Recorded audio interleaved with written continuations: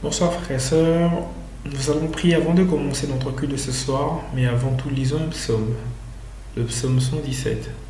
Lisons. Louez l'Éternel, vous toutes les nations, célébrez-le, vous tous les peuples, car sa bonté pour nous est grande, et sa fidélité dura toujours. Louez l'Éternel. Baissons la tête et prions s'il vous plaît. Père éternel, ce soir nous bénissons ton nom pour ta grâce, ta bonté, ta miséricorde infinie dans nos vies, Seigneur. Pour l'opportunité que tu nous accordes ce soir de nous rapprocher autour de ta parole, mais aussi la grâce de vivre, Seigneur. David dit qui est l'homme pour que tu penses à lui, et qui est le Fils de l'homme pour que tu prennes garde à lui, Seigneur. Tout ce que nous avons n'est que grâce, et ce soir, nous te disons encore infiniment merci. Nous te présentons mon cœur parce que ta parole dit que nous péchons d'une manière ou d'une autre, et que là où le péché abonde, ta grâce surabonde, Seigneur. Nous te prions de tout cœur que tu aies pitié de nos vies, car ce soir nous voulons recevoir de ta part.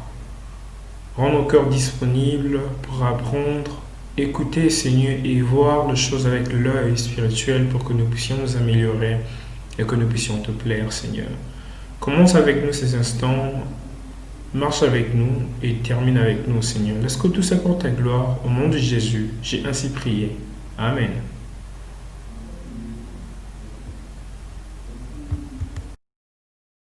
Nous avons notre culte virtuel du jeudi 3 septembre 2020 et les jours passent vite et nous sommes heureux de vous accueillir chez nous, chez vous, dans nos maisons, à travers ces cultes virtuels et je suis aux annonces ce soir. Donc, je vais passer tout de suite aux annonces.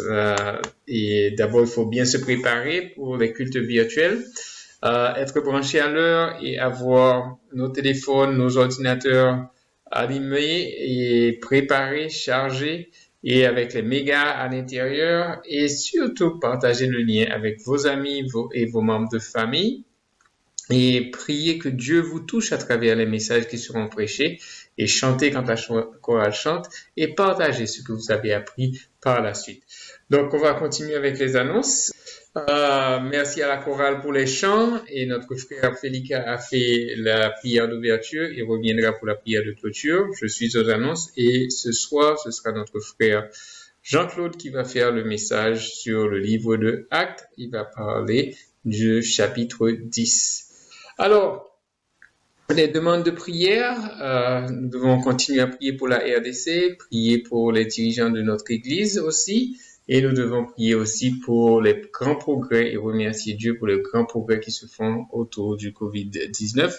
Mais il faut prier pour rester vigilant aussi, qu'il n'y a pas de nouvelles vagues de contamination, et nous prions aussi pour le personnel médical à travers la République et les médecins, les infirmières et les techniciens pour qu'ils puissent bien se protéger et bien lutter contre le COVID-19. Parmi les frères et sœurs qui sont malades parmi nous, nous avons notre liste continue à diminuer. Nous avons maman Mado Tumba qui est malade, qui mérite encore tout votre soutien et support. Et nous avons les frères Cédric, Aldin et Héritier qui méritent aussi vos attentions, vos prières pour qu'ils puissent aller mieux et trouver des solutions à leur maladie. Amen. Et nous avons aussi, bonne nouvelle, et le couple Toms et Roland se disent oui le 1er octobre. Nous allons les encourager avec nos cadeaux et notre présence. Les statistiques du COVID-19, ce soir, à la date du 1er septembre, on était à 10 114 cas et nous avons 9 347 guéris. Et il y a eu plus de 25 guéris en ce jour, entre le 30 août et le 1er septembre. 31 août et le 1er septembre, et les nombres de cas actifs sont en train de diminuer. On est à 508 cas actifs, et encore la province de Kinshasa et le Nord Kivu sont en train de mener le peloton. Donc, restons vigilants. Alors, et les gestes de barrière, on va toujours les rappeler. C'est le lavage des mains fréquent, nous sommes habitués avec ça, ou le désinfectant avec des gels à base d'alcool, et éviter de se toucher le visage, éternuer à l'intérieur du cou et du coude, éviter de se serrer les mains et les accolades, et porter le masque de manière obligatoire en public, et ça veut dire même quand nous sommes ensemble à l'église, et garder une distance sociale d'au moins 1 mètre, et se faire tester si nous avons des raisons de penser que nous sommes à risque ou si nous sommes malades, et se confiner volontairement, c'est-à-dire rester chez soi si nous sommes malades. Comme ça, nous évitons de contaminer d'autres personnes et prendre les soins qu'il nous faut pour rétablir notre santé. Alors, où est-ce qu'on peut faire cette test? C'est à INRB, le Centre médical Diamant, le Centre médical de Kinshasa, la clinique Ngalima, la clinique universitaire et la clinique Quinoa. Alors, nous rappelons que nous avons 2 cultes le dimanche matin, et nos cultes sont présentiels, et à 9h pour les célibataires et les étudiants, de 9h à 10h15, et de 10h30 à 11h45 pour les mariés, parents, enfants et les adolescents. Donc, les enfants de moins de 4 ans resteront avec leurs parents, et les enfants de plus de 4 ans iront dans la classe avec les célibataires pendant 7 heures. Et nos cultes virtuels, nous les maintenons le jeudi à 18h. Et nous rappelons que nous avons notre culte interafricain et de 5 familles d'églises et on va se rencontrer, et ce sera sur grand écran le dimanche 6 septembre. Venons tous à l'heure, invitons nos amis, et que nous soyons nombreux à écouter les messages que Dieu va nous communiquer à travers ce culte régional, interrégional.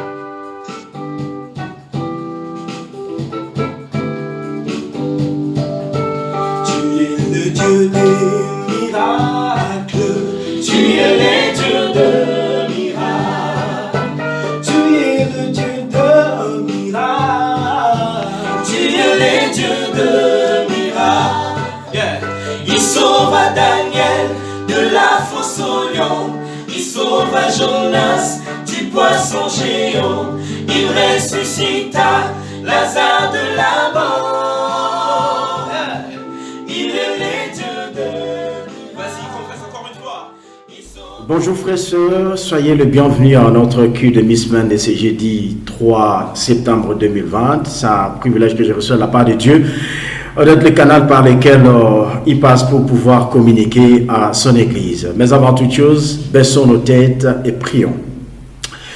Père éternel, Dieu Tout-Puissant, merci pour ta grâce, ton amour, ta bonté que tu nous as rappelé dès ce matin déjà.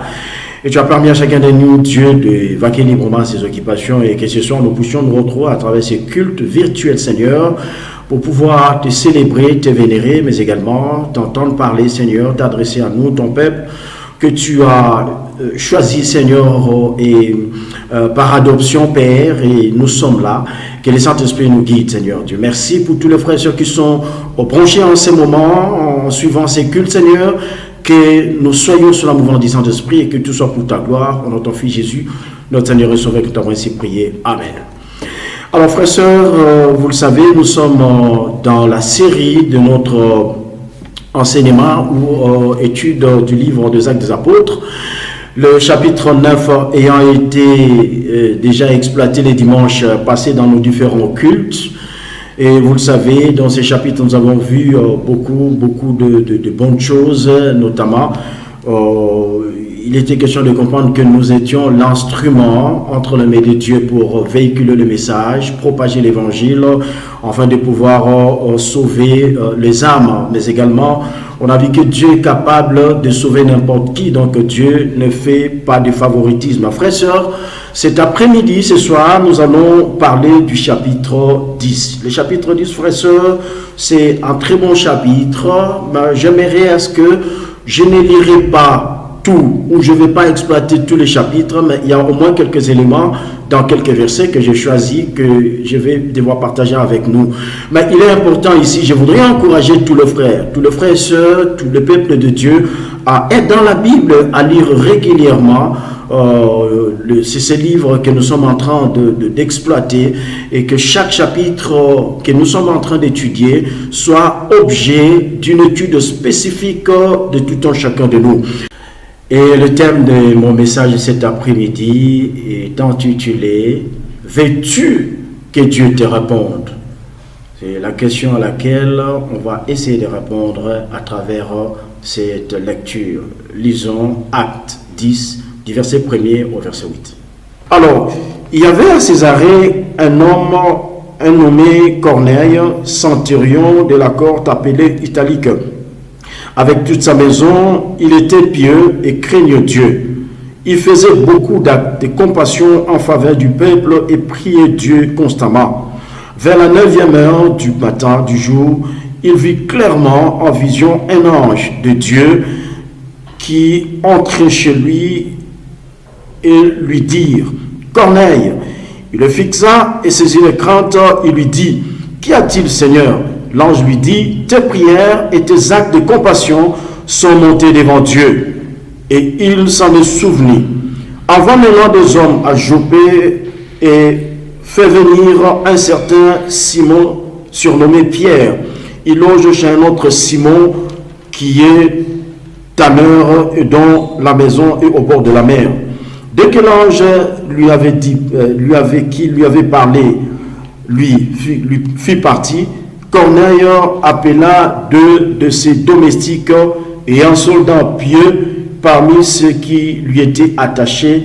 Après leur avoir tout raconté, il les envoya à Joppé. C'est vos frères et sœurs, c'est vraiment une très belle histoire. Ici, la Bible nous rapporte de ces centurions, de cet homme Corneille qui était un centurion de la cohorte appelée Italique, qui s'est trouvé à Césarée et qui avait sous sa responsabilité un nombre de personnel, dont le soldat. Et voici qu'il reçoit une vision de la part de Dieu qui lui demande d'aller voir Simon.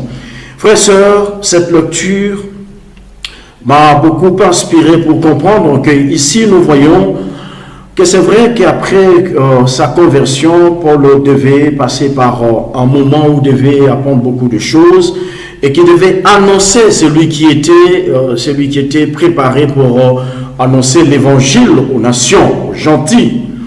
Et lui devait annoncer, mais il y a quelqu'un qui devait ouvrir la porte. Vous le savez déjà, Pierre qui devait ouvrir la porte du royaume des cieux, comme il a fait au jour de la Pentecôte. Nous le voyons. Et ici, Jésus lui avait déjà parlé de ça. Il lui avait dit, tu es Pierre, et sur cette pierre, je bâtirai mon église, et les portes de l'enfer ne prévaudront même pas, vous le connaissez. Jésus donc avait remis les clés du royaume des cieux entre les mains de Pierre, et c'est Pierre qui devait ouvrir. Et ce qui est très intéressant, frères et sœurs, c'est de comprendre que l'introduction dans la maison de Dieu de ces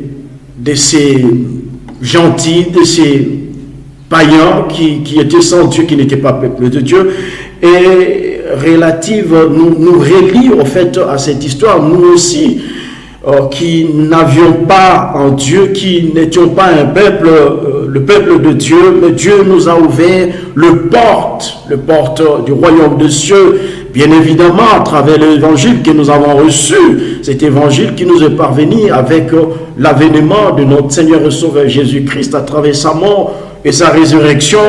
Il nous a vraiment ramenés dans ces dispositif, dans ces dispositions, pour que, en le recevant comme Seigneur et Sauveur, et qu'en se faisant baptiser, frères et sœurs, nous soyons les privilégiés, nous soyons le peuple de Dieu, que nous puissions bénéficier à tous les privilèges du christianisme, comme les Juifs qui étaient convertis juste après, et même les Samaritains au chapitre 8. En étudiant la vie de Corneille, frères et sœurs, il y a trois petits éléments que j'ai dû déceler. Corneille, d'abord, c'est sa piété personnelle. Et vous savez, frères et sœurs, la piété n'est autre chose, c'est cette capacité, ces sentiments de crainte religieuse à pouvoir vénérer Dieu. C'est la relation vivante du croyant, du chrétien avec Dieu, qui est caractérisée par le respect et la confiance dans la conduite et dans l'accomplissement, frères et sœurs. Et c'est ce qui avait caractérisé Corneille. La Bible dit que même ceux de sa maison, donc il a ramené tous les membres de sa maison, même le soldat qui était commis à sa suite, il les a ramenés sur le chemin de la piété. Frère, la piété est très importante. Dans la maison, nous devons comprendre que c'est une marque, c'est une empreinte que le Saint-Esprit laisse en nous. On ne peut pas être un chrétien rempli du Saint-Esprit et ne pas avoir une vie de piété, frères et sœurs. Nous devons nous efforcer, nous devons, frères et sœurs, nous exercer à la piété. La piété est très, très importante. Et cette influence que Corneille avait grâce à sa piété s'est étendue, comme je le disais tantôt, à tous ceux de sa maison et même parmi les soldats qui étaient à sa suite. Quand nous lisons dans 1 Timothée, frères et sœurs, quand nous lisons dans 1 Timothée 4, 7, la Bible dit ceci, on va lire rapidement. 1 Timothée 4, 7, frères et sœurs, repousse les fables profanatrices, les contes des vieilles femmes. Exerce-toi plutôt à la piété. Voilà. Donc c'est un exercice auquel chaque chrétien doit se livrer, frères et sœurs. Donc en tant que disciples de Jésus-Christ, nous devons nous livrer quotidiennement à cet exercice de respect, de la crainte de Dieu, la piété, frères et sœurs. Et aussi, deuxième élément que j'ai pu trouver dans la vie de Corneille, c'était sa générosité. Frères et sœurs, la générosité n'est autre que la capacité à donner plus qu'on est tenu de donner et à recevoir moins qu'on pourrait le réclamer. Oui, Corneille faisait beaucoup de monde, dit la Bible. Nous venons le lire, frères et sœurs. La Bible dit que Corneille faisait beaucoup de monde. Il faisait beaucoup de monde. Pourquoi? Parce que, frères et sœurs, il avait cette disposition en lui et qui devait compatir, il devait subvenir, il devait combler le besoin de pauvres qui le voyaient. Mais non seulement il le faisait aux pauvres, mais il le faisait du bien au peuple de Dieu, au peuple juif, que d'autres nations, que d'autres peuples ne pensaient même pas. Mais Corneille était disposé à pouvoir faire du bien.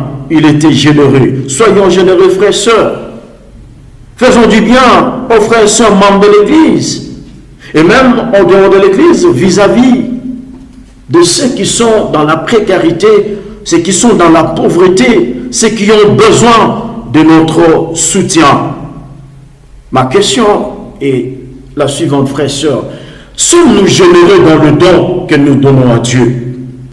Dans la collecte des pauvres? Dans les offrandes? Sommes-nous généreux vis-à-vis de l'Église, frères et sœurs? Pas plus tard qu'il y a 3 semaines passées, l'Église nous a offert à manger.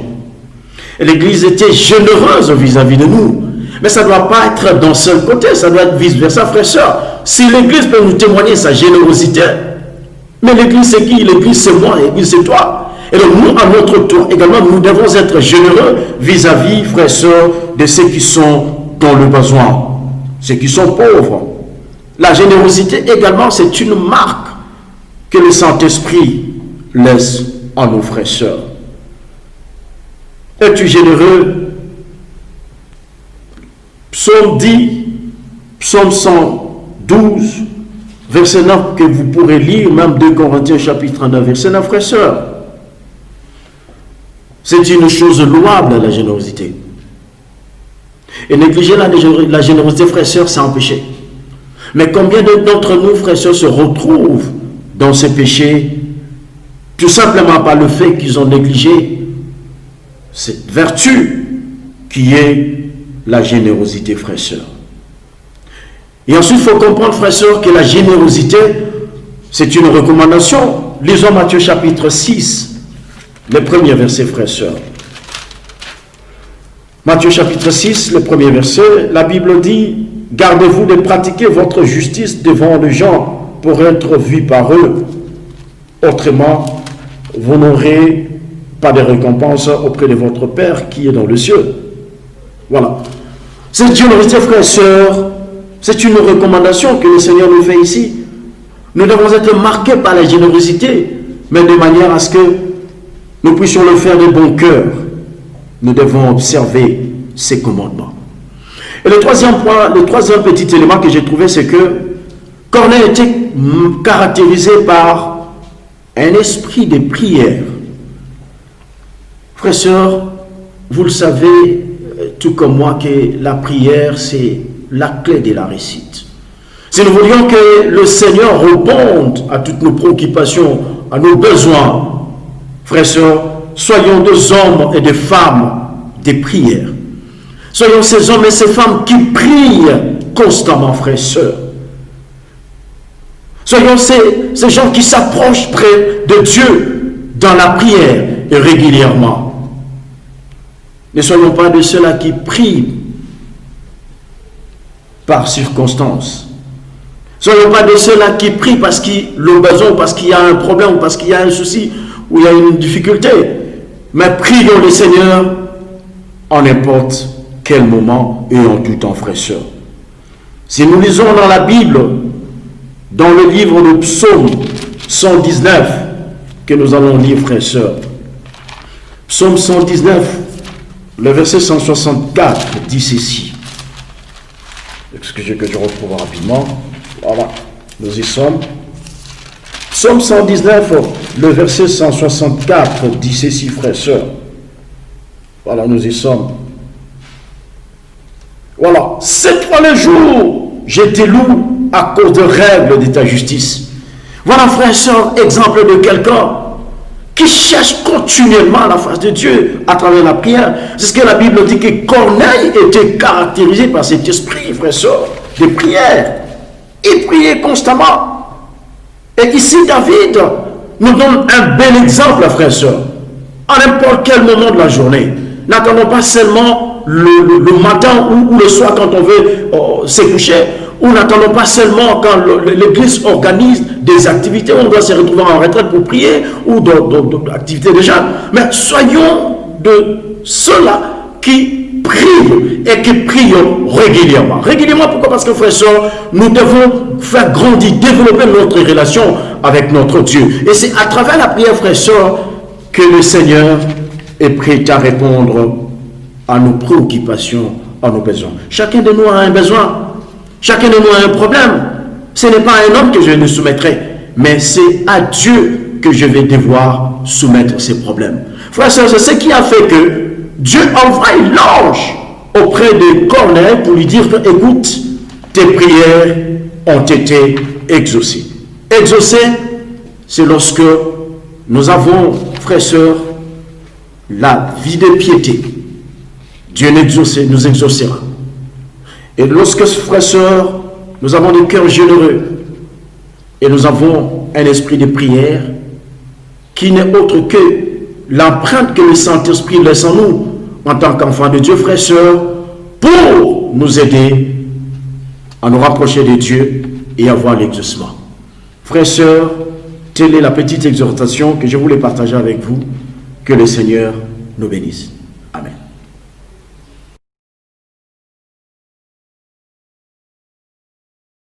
Alors, après notre service, nous avons accès à ces ressources et aux vidéos sur YouTube et sur Facebook.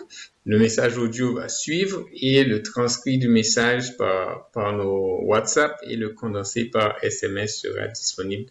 Nous rappelons que pour ceux qui veulent donner leur collecte, on peut toujours le faire à travers les réseaux mobiles pour ceux qui ne peuvent pas venir. Et voici les numéros Orange Money et M-Pesa pour le faire. Sur ce, je dis bonne soirée à tous et nous encourageons et nous remercions la chorale, nous remercions les intervenants, spécialement Jean-Claude et l'équipe technique, et nous remercions aussi Félika et qui a fait la prière d'ouverture et de clôture. Et je vous dis bonne soirée à tous et à dimanche pour notre culte interrégional physique. Notre culte sera présentiel. Je rappelle qu'il sera présentiel, donc nous sommes tous invités à venir au culte à nos heures habituelles et on va participer de manière virtuelle avec les disciples des États-Unis, les disciples d'à travers l'Afrique. Nous sommes à peu près plus de 15 000 disciples, donc ce sera un moment extraordinaire. Donc, je laisse la parole à Félika pour la prière de clôture et merci encore à tous. Bye et bonne soirée. Amen, frères et sœurs, nous sommes arrivés à la fin de notre culte de ce soir et nous allons prier avant de nous séparer. Prions. Merci Seigneur notre Dieu pour ta grâce infinie dans nos vies. Tu as commencé avec nous comme Alpha, tu as marché avec nous comme Emmanuel et nous voilà à la fin parce que tu es Oméga. Père, te disons infiniment merci Seigneur pour la parole que nous avons reçue de ta part Seigneur, parce que tu nous appelles à être ces hommes et ces femmes qui marchent dans la piété, qui sont généreux de cœur et qui bâtissent leur vie dans la prière Seigneur. Nous bénissons ton nom pour ce message et nous te prions Seigneur que cette sémence tombe sur une bonne terre qui va produire de fruits et de fruits dignes de la repentance parce que nous voulons te ressembler et te voir au dernier jour. Père, nous recommandons la fin de ce culte et toute la soirée entre tes mains, que tu sois le protecteur, le gardien de nos vies.